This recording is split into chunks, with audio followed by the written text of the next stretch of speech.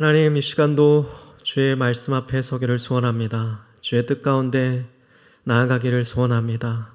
우리가 하나님의 은혜 가운데 이 시간 주님의 뜻을 깨닫고 그 뜻대로 살아갈 수 있게 되는 귀한 예배의 시간, 복된 이 한 시간 될 수 있도록 성령 하나님 인도하여 주시고 우리 가운데 역사하여 주시옵소서.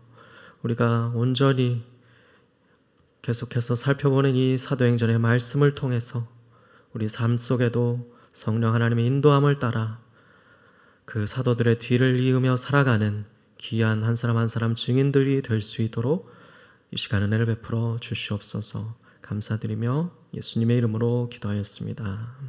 아멘.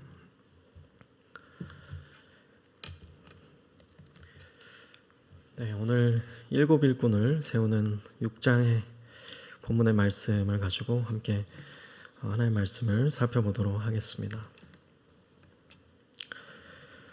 오늘 이 사도행전 6장의 말씀, 6장의 말씀에는 크게 두 가지 단락이 나와 있죠. 아마 성경을 저희가 쭉 6장 전체를 오늘 읽었는데요. 특별히 6장 1절에서 7절 말씀, 오늘 제목이기도 한데 바로 그 부분에 일곱 일꾼이 세워지는 장면의 모습이 나타나고 있습니다. 그리고 사실은 7장과 더 깊은 연관성을 띠고 있는 8절부터 15절까지 스데반이 등장하여서 그 공회 가운데 잡혀지게 되는 본문이 바로 그 두 번째 단락이라고 우리가 좀 크게 나눠볼 수 있을 것 같습니다. 오늘 말씀을 통해서 특별히 6장 1절부터 7절까지의 말씀을 물론 중점적으로 보겠지만 이 전체적으로 6장이 사도행전을 큰 틀에서 봤을 때 어떤 역할을 하고 있고 어떤 기능과 중요성이 있고 또 그래서 우리에게 그러한 6장이 어떤 메시지를 좀 크게 가져다 주는지 좀 마무리하면서 우리가 좀 우리 삶에서의 적용점을 한번 생각해 보도록 하겠습니다. 오늘 말씀을 보니까 이 6장 이제 1절과 2절의 말씀에 이렇게 나와 있죠. 헬라파 유대인들과 히브리파 유대인들이 등장을 합니다. 이제 그들 가운데 문제가 하나 발생을 했는데 바로 그것은 헬라파 유대인들의 원망이었습니다.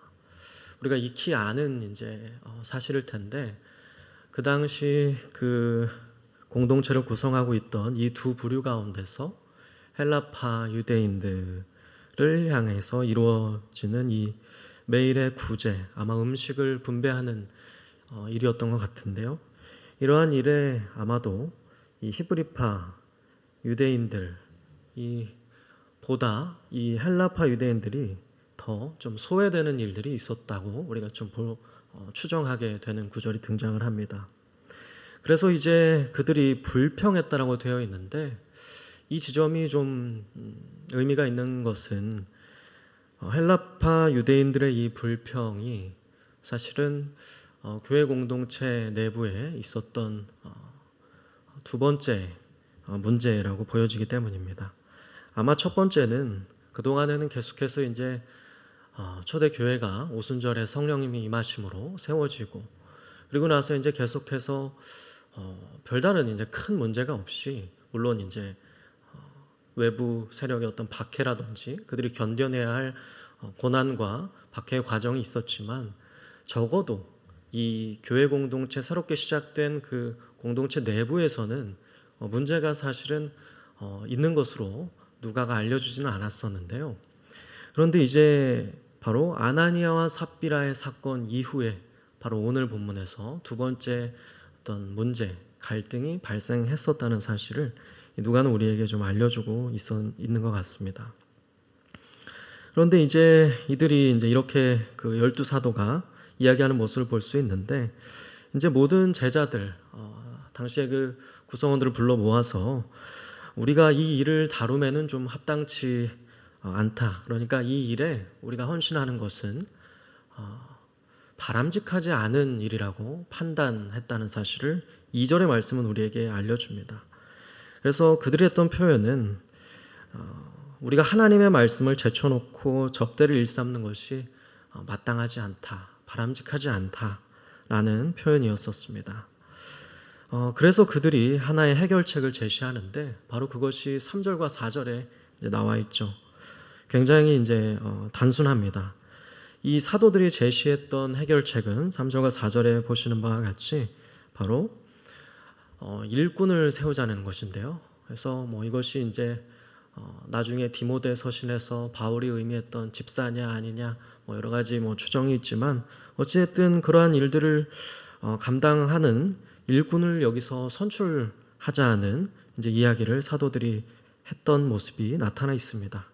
그런데 이 3절에 보면 그에 대한 조건으로 다른 무엇도 아닌 딱 하나가 제시되고 있죠. 바로 성령과 지혜가 충만한 사람을 우리 가운데 7을 세워서 그 일을 그들에게 맡기도록 하자는 그러한 제안이 나타나고 있는데요.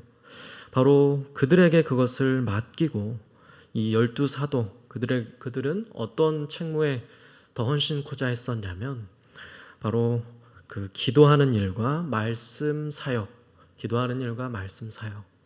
그 일에 더 헌신코자 했던 것이죠. 기도와 말씀 사역 외의 일들을 무시하는 것도 아니었고요. 그리고 그들이 어떻게 보면 그러한 일을 전부 말씀과 기도 외에 아무것도 안 한다, 이런 것도 아마 어떻게 보면 아니었던 것 같은데, 어쨌든 이들이 하고자 했던 분명한 메시지는 사도 자신이 부름받은 자리에서 분명한 우선순위는 무엇이었는가라고 생각해 볼 때 바로 기도하는 일, 그리고 주님의 부르심을 따라서 주님의 증인으로서 그 예수 그리스도에 관한 것을, 그 복음을 전하는 일, 바로 그것이 다른 어떤 것과 비추어 보아도 자신들에게는 가장 중요한 우선순위였기 때문에 다른 그들이 주장하는 여러 가지 불평과 원망 가운데서 이 문제는 그렇다면 다른 이들을 세우되 그것을 감당케 하되 그들도 그냥 그런 사람들을 세우는 게 아니라 마치 사도들과 비슷하게 그들처럼 성령과 지혜가 충만한, 오늘 본문의 6장에 보면 많은 표현이 등장하는데 혹은 믿음과 성령이 충만한, 혹은 은혜와 권능이 충만한 그런 하나님의 사람을 세워서, 그러니까 통칭해서 종합하자면 성령 하나님의 인도를 받는, 그래서 그 당시 교회 공동체 가운데 하나님의 사람들이 인정을 두루 받았던, 그래서 평판이 참 좋았던 이들 중에서 7을 세워 그것을 감당코자 했었던 것이죠. 그래서 오늘 말씀은 그러한 일에 대한 해결책이 등장을 하면서 이제 5절에 보시면 온 무리가 이 믿음과 성령이 충만한 사람을 뽑고 그것에 대해서 이제 기뻐했다라는 모습으로 마무리가 되고 있습니다. 굉장히 짧게 문제가 제시되고 해결책이 제시되고요.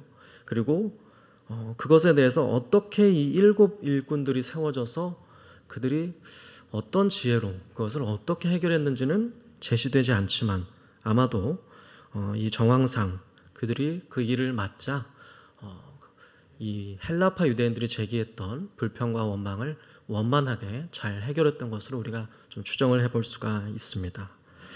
그래서 이제 나오는 말씀이 굉장히 이 6장에서 중요한 말씀이라고 할 수 있는데요. 바로 6장 7절의 말씀인데요. 같이 한번 읽어보도록 하겠습니다. 하나님의 말씀이 점점 왕성하여 예루살렘에 있는 제자의 수가 더 심히 많아지고 허다한 제사장의 무리도 이 도에 복종하니라. 아멘. 이 말씀, 하나님의 말씀이 왕성해졌다. 그래서 제자의 수가 많아졌다.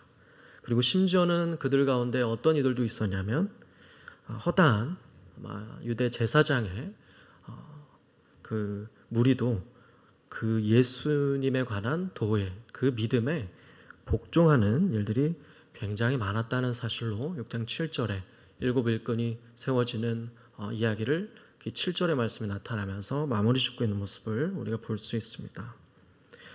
많은 이 학자들이 이 사도행전의 6장 7절의 말씀을 중요한 분기점을 나타내는 성구라고 보는데요.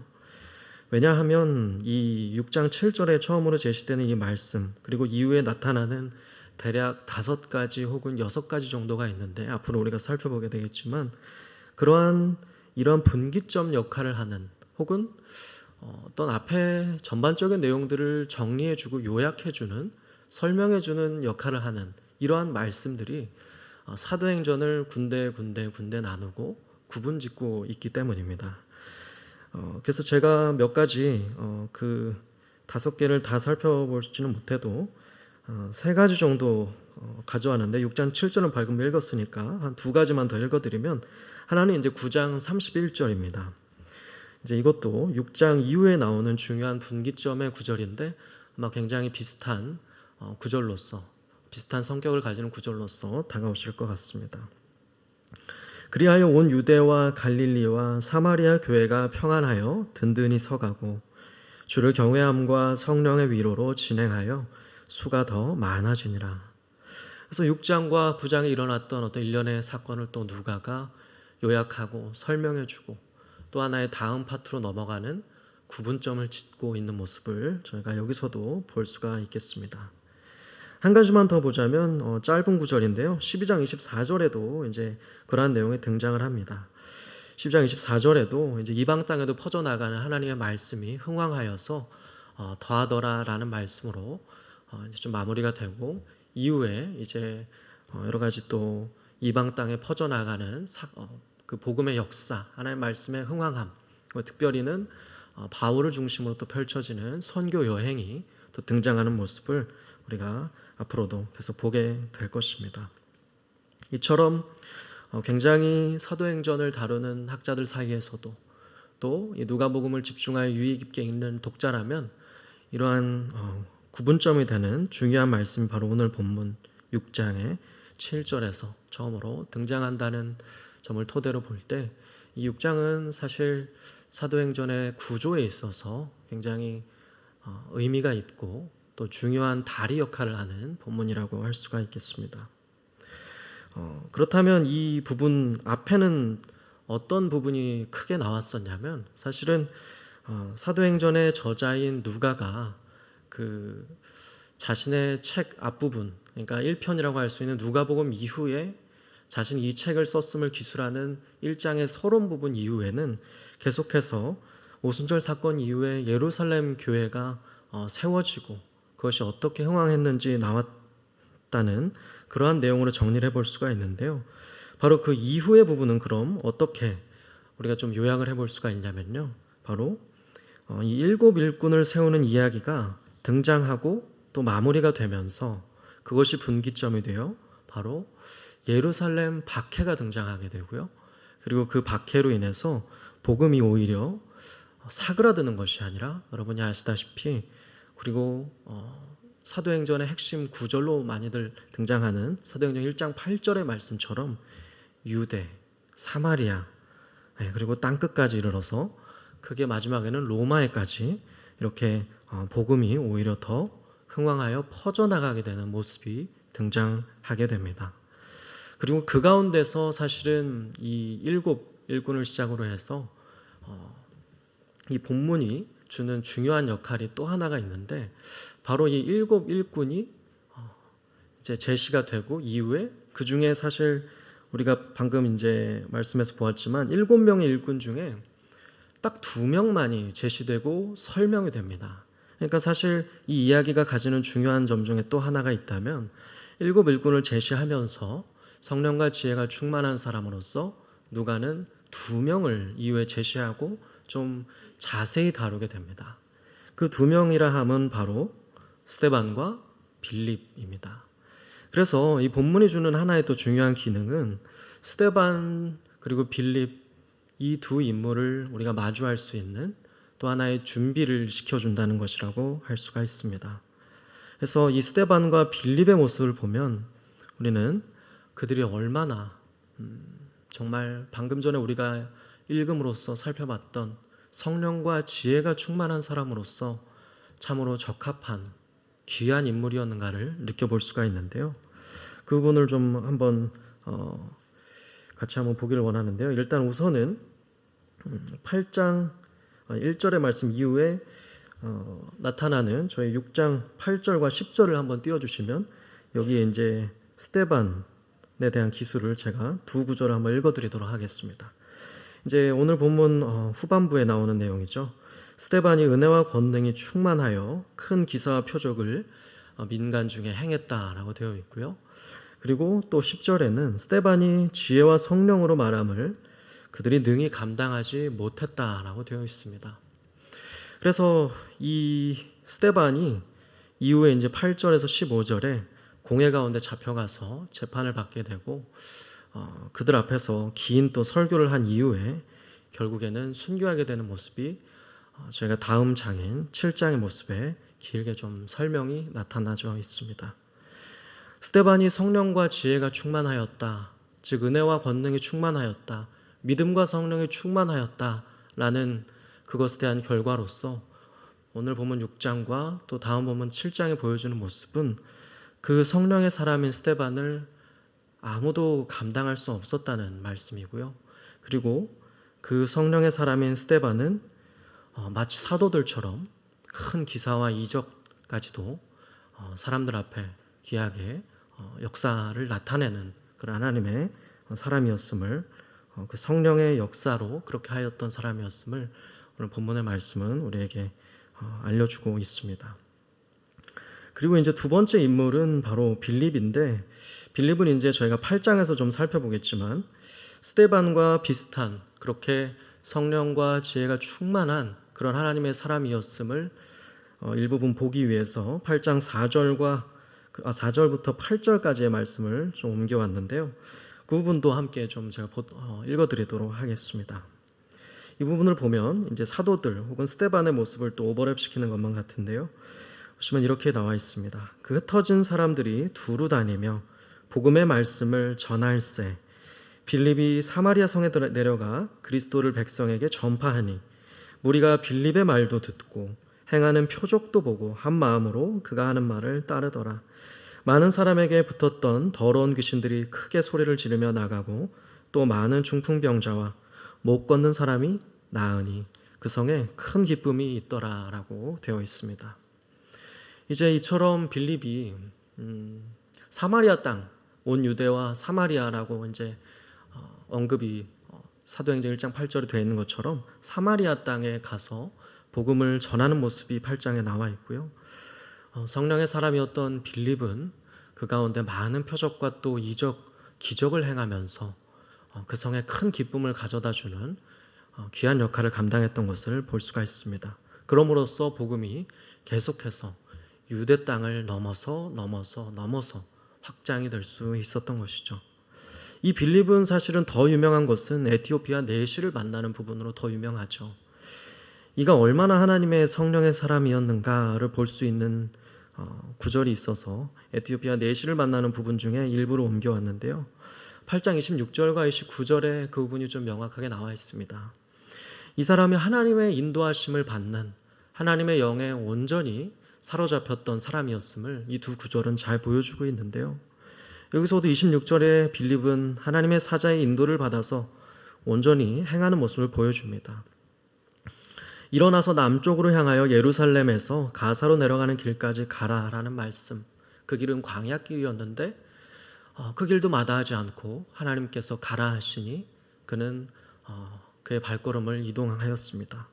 그리고 29절에도 이제 그 광야에서 만난 에티오피아 내시, 그 내시가 이동하면서 타고 있었던 그 수레가 있었는데 그 수레에 가까이 나아가라. 그래서 그와 만나라는 이 성령의 인도하심, 그것을 그는 온전히 따라서 나아가서 그 내시를 읽고 있던 이사야 말씀을 풀어주고 세례를 주었을 뿐 아니라 이제 그 이후에 또 하나님의 성령의 인도하심을 받아 또 다른 곳으로 이끌려가게 되는 그러한 모습들이 등장하는 것을 우리는 또 떠올려 볼 수가 있겠습니다. 이처럼 아무도 감당하지 못했던, 그리하여서 죽음까지도 불사하면서 나아갔던 스데반, 또 빌립의 이러한 하나님의 성령의 온전히 인도를 받았던 모습, 이들의 모습은 바로 일곱 일꾼이 세워진 이들이 얼마나 성령과 지혜가 충만하였던 그런 하나님의 사람이었는가 우리로 하여금 느끼게 해주고, 그렇게 이후의 만날이 스데반과 빌립의 인물을 우리가 심적으로 본문에 읽는 가운데 준비시켜 준다라고 할 수가 있겠습니다. 그렇다면 이 일곱 일꾼을 세우는 본문이 저희가 마지막으로 좀 갖고 있는 기능이 하나 더 있다는 좀 지적을 해드리고 싶은데요.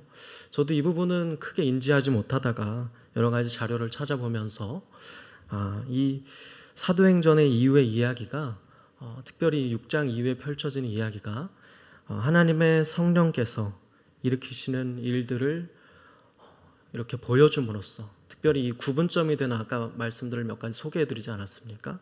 그러한 말씀들이 제시되면서 우리에게 이 모든 일들이 사람의 뜻대로 사람의 행위에서 난 것이 아니고 하나님께서 일으키신 역사였고, 그렇기 때문에 아무도 막을 수 없는 역사였고, 그렇기 때문에 정말 그 말씀 그대로 온 유대와 사마리아를 넘어 땅끝까지 그 복음이 전파되고, 그리고 나아가서는 오늘날 우리도 그 복음의 증인들의 그러한 역사로 말미암아 우리도 그 유익을 누리고 있게 됨을 오늘 본문이 좀 설명해주고 있다라고 할 수 있는데요. 바로 그 부분에 대한 증거 구절로서 우리가 제시할 수 있는 것은 5장 38절부터 40절의 말씀인데요. 사실 이 5장에서는 우리 전에 오전우사님이 3번에 걸쳐서 설교해 줬습니다마는 이 마지막 부분에 등장하는 참 인상 깊은 인물이 등장했었음을 우리가 같이 좀 읽어보았었는데, 그 인물이라 함은 바로 그 당시에 존경받는 학자였던 가말리엘이라는 사람이었습니다. 그 사람이 이제 이렇게 이야기하는 구절인데, 제가 먼저 이 구절도 한번 읽어드리면, 그 가말리엘이 38절과 40절에 그 당시에 이 사도들을 해하려고 했던 무리들을 진정시키고 그들에게 설득하고자 했던 논리가 이 안에 들어가 있는데, 그 말씀을 제가 한번 읽어드리겠습니다. 이제 내가 너희에게 말하노니 이 사람들을 상관하지 말고 버려두라. 이 사상과 이 소행이 사람으로부터 났으면 무너질 것이요, 만일 하나님께로부터 났으면 너희가 그들을 무너뜨릴 수 없겠고 도리어 하나님을 대적하는 자가 될까 하노라 하니, 그들이 옳게 여겨 사도들을 불러들여 채찍질하며 예수의 이름으로 말하는 것을 금하고 놓으니라고 되어 있습니다. 참 지혜로운 말이라고 할 수 있죠. 물론 이 가말리엘이라는 사람이 사도들을 크게 위했고 그들을 위해서 굉장히 희생을 감수하고 한 모습이라고까지는 보여지지 않습니다만, 굉장히 그 당시에는 박해받고 해하려고 했던 일련의 무리를 다시금 흩어놓고 제지하고, 또 이 말을 함으로써 이후에 나타나게 될 사도행전에서 벌어지게 될 이야기에 대한 어떤 굉장히 중요한 언급을 했다라고 보여집니다. 바로 이 말은 그들의 사상과 소행, 그러니까 이 그들이 전하고 있는 예수 그리스도에 대한 믿음, 그 도, 그 가르침, 그 사상, 그리고 그들이 보이고 있는 이해할 수 없을 정도로 담대하고, 오히려 핍박을 받을지라도 그 핍박을 오히려 기뻐하고 능욕받는 것을 감사하고 기뻐했던, 이 무모할 정도로 담대한 이들의 이 행동, 이 소행, 이러한 이들의 이 모든 것들이 너희가 아는 두 인물을 앞에 제시하는데, 드다의 케이스, 유다의 케이스, 이런 일들을 통해서 우리가 직접 목도했던 것처럼 사람에게서 났다면 그들의 사례처럼 결국에는 없어질 것이고 무너질 것이고 사라질 것이다. 그렇기 때문에 그들의 사상과 소행에 우리가 이렇게 큰 에너지를 쏟고, 오히려 이것이 만약 하나님께로 난 것이라면 우리가 죄를 범하게 될 것인데 우리가 그런 위험을 감수할 것이 없다.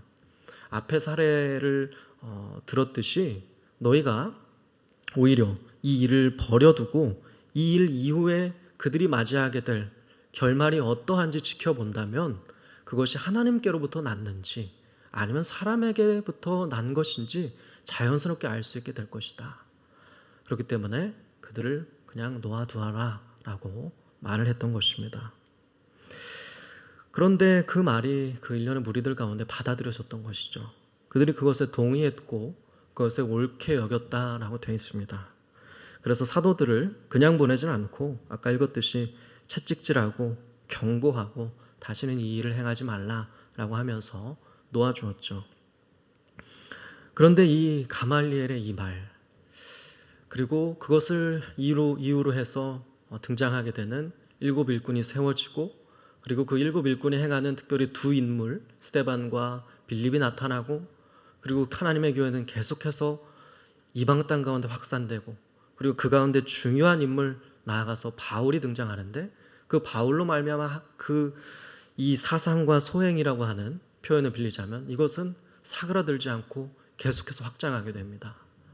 그렇기 때문에 이 말이 바로 이후에 누가가 그리는 일련의 이 내러티브, 이 스토리를 통해서 확증이 되고 있다는 것이죠. 바로 진실로 이 가말리엘의 말처럼, 그가 제시했던 논리처럼 이들 제자들이 보이고 있는 일련의 사상과 소행은 사람에게서 난 것이 아니었으며 하나님께로부터 난 것이었으며, 그렇기 때문에 사그라들지 않고 계속해서 퍼져 나가고 있는 것이며 퍼져 나가고 있으며 앞으로도 퍼져 나갈 것임을 누가는 이 가말리엘이라는 인물의 말을 특별히 유의 깊게 여기 집어넣음으로써, 그리고 그 이후에 이렇게 일련의 스토리들을 주의 깊게 배치하여 우리에게 알려줌으로써 우리에게 그러한 중요한 메시지를 오늘 전하고 있는 것이 아닌가 함께 묵상하게 되는 것 같습니다. 그렇다면 우리가 오늘 말씀을 돌아볼 때 우리에게 요청되는 하나의 자리가 있다면 바로 우리 또한 그 유익을 입고 있는 우리들 또한 어떠한 사람이 되어야 마땅한가? 바로 이들처럼 하나님의 성령과 지혜가 충만한 사람, 하나님의 은혜와 권능이 충만한 사람, 성령과 믿음이 충만한 사람으로 드려져야 함을, 그것이 유일하게 우리에게 요청되는 것임을 우리 오늘의 본문은 우리에게 가르쳐주고 있고, 또 우리가 그러한 자로 서게 될 때 다른 것이 아니라 바로 그러한 자리에 서게 될 때만이 우리도 하나님이 하시는 일, 하나님의 성령이 하시는 일, 사람이 막을 수 없고 하나님께서 하시는 그 놀라운 역사에 동참케 된다는 그러한 확신 가운데 우리가 나아갈 수 있게 만드는 것 같습니다. 우리가 오늘 이 말씀을 그대로 받아서 우리도 하나님의 역사에 동참하고 하나님의 나라에 헌신하는 하나님의 사람으로서 드려지기 위하여 오늘 이 제자들과 또 일곱 일꾼들이 보여주는 모습처럼 하나님 내게 성령과 지혜가 충만케 해주십시오. 은혜와 권능이 충만케 해주십시오. 믿음과 성령이 충만케 해주십시오. 하나님의 인도하심을 받는 사람으로 드려지게 해주십시오 라고 기도하면서 하나님께 쓰임받게 되는 정말 귀한 하나님의 사람들이 우리 모두가 되었으면 좋겠습니다. 그렇게 나아가서 정말 우리도 우리 삶을 돌아봤을 때, 또 우리 교회를 돌아봤을 때, 우리 시대의 역사를 돌아봤을 때 하나님이 이 일을 행하셨구나, 하나님의 성령께서 우리를 통하여 이 일을 행하셨구나 고백할 수 있게 되는 저와 여러분과 우리 교회와 우리 모습들이 되었으면 좋겠습니다. 제가 마지막으로 오늘 말씀을 마무리하면서 사도 바울이 쓴 서신서 중에 로마서 8장에 나타나는 몇 개의 구절을 좀 옮겨보았는데요. 아마도 오늘 본문이 증거하는 이 지혜와 성령에 충만한 사람에 대한 또 하나의 적절한 설명이 될 수 있지 않을까 싶어서 이 말씀을 읽고 좀 오늘의 설교를 마무리하도록 하겠습니다. 함께 교독하고 마지막 절은 같이 한번 읽어보겠습니다. 저부터 읽겠습니다. 무릇 하나님의 영으로 인도함을 받는 사람은 곧 하나님의 아들이라.